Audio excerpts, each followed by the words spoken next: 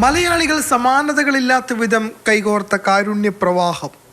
കുഞ്ഞു ജീവനായി മനുഷ്യർ കൈകോർത്തപ്പോൾ 5 ദിവസം കൊണ്ട് സമാഹരിച്ചത് 18 കോടി. സ്പൈനൽ മസ്കുലർ അട്രോഫി ബാധിച്ച 1.5 വയസ്സുകാരനാണ് അടിയന്തരമായ ചികിത്സ ആവശ്യമായി വന്നത്. 2021 പ്രദേശത്തുള്ളവർ ചേർന്ന് കൂട്ടായ്മ രൂപീകരിച്ചു. മലയാളിയുടെ നന്മ എത്രത്തോളം ഉണ്ടെന്ന് തെളിയിക്കുന്നതായിരുന്നു പിന്നീടുള്ള അനുഭവം. നമ്മളെ സംബന്ധിച്ചിടത്തോളം ഒരിക്കലും സ്വപ്നം കാണാൻ പറ്റാത്ത 18 കോടിക്ക് വേണ്ടി എങ്ങനെയൊക്കെ ചെയ്യണമെന്ന് ചിന്തിച്ചിരിക്കുന്ന സമയത്താണ് 46 കോടി 78 ലക്ഷം രൂപ അക്കൗണ്ടിലേക്ക് വന്നത്. നാട്ടിലുള്ള പ്രത്യേകിച്ച് കേരളക്കരയിലുള്ള പ്രവാസികളായിട്ടുള്ള NRIs ആയിട്ടുള്ള എല്ലാ ആൾക്കാരും നമ്മളെ വേണ്ട വിധത്തിൽ സഹായിച്ചിട്ടുണ്ട്. 7,77,000 പേരാണ് 1.5 വയസ്സുകാരന് സഹായഹസ്തം നീട്ടിയത്. 1 രൂപ മുതൽ 5 ലക്ഷം രൂപ വരെ നിക്ഷേപിച്ചവരുണ്ട്.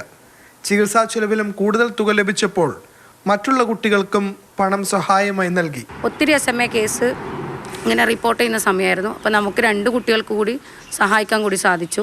ഏകദേശം 8.5 crore rupees അവർക്ക് കൊടുക്കാൻ സാധിച്ചു. മുഴുവനായിട്ടല്ലെങ്കിൽ പോലും നമ്മൾ അങ്ങനെ ഭാഗികമായിട്ട് അവരെ സഹായിക്കാൻ നമുക്ക് സാധിച്ചിട്ടുണ്ട്. സാമ്പത്തിക ശേഷിയുള്ളവർ മാത്രമല്ല സാധാരണക്കാരും ധനസമാഹരണത്തിൽ പങ്കാളികളായി.